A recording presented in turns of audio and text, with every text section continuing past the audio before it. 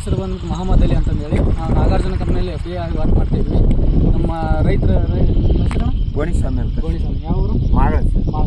ನೀವು ಕರಿಕಡ್ಲಿ ಅದು ಎಷ್ಟು ಎಕರೆ ಹಾಕಿರಿ? 10 ಎಕರೆ ಹಾಕಿರಿ. 10 ಎಕರೆ. ನೀವು ಕರಿಕಡ್ಲಿ ಫಸ್ಟ್ಗೆ ಏನಾಗಿತ್ತು ಇದು? ತಳ್ಳಗಿತ್ತು ಸರ್, ಹೊಂಟಿದ್ದಂಗಿತ್ತು ಸರ್. ಯಾಕೆ ಕಂಟಿ ಲೇಟ್ ಆಗಿತ್ತು ಸರ್ ನಮ್ದು ಊಟ.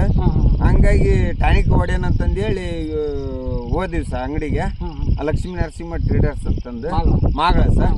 ಅವ್ರ ಹತ್ರ ಕೇಳಿದ್ವಿ ಟಾನಿಕ್ ಅಂತಂದೇಳಿ ಹೇಳಿದ್ರೆ ನಾವು ಅದನ್ನ ಮುಂಚೆ ಯೂಸ್ ಮಾಡ್ತಾ ಇದ್ವಿ ಭತ್ತಕ್ಕೆ. ಅದನ್ನ ತಂದು ಹೊಡೆದ ಮೇಲೆ ಅದು 5 ಸಾಲಿಗೆ ಒಂದೊಂದು ಇದ್ದದ್ದು ಈಗ ಸಾಲಿ ಕೂಡಿ ಈ ಥರ ಬೆಳೆದೈತೆ ಸರ್. ಭಯಂಕರ ರಿಸಲ್ಟ್ ಐತೆ ಸರ್. ಹೊಡೆಕಿನ ಮುಂಚಾಗ ಕಡ್ಡಿ ಇತ್ತು ಸರ್. ಹೊಡೆದ ಮೇಲೆ ಹೂನು ಚೆನ್ನಾಗಿ ಬಿಟ್ಕೊಂಡೈತಿ ಮತ್ತು ಪ್ಲಸ್ ಕಂಟಿನ್ಯೂ ಇಟ್ಟೈತಿ ಸರ್.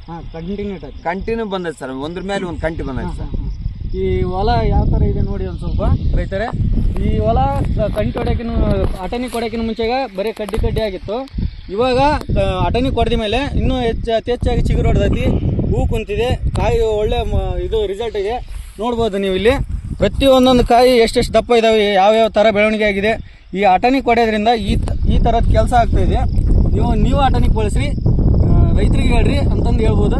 ರೈತರೇ ಅಟನಿಕ್ ಬೇರೆ ರೈತರಿಗೆ ಯೂಸ್ ಮಾಡಕ್ಕೆ ಹೇಳ್ಬೋದ?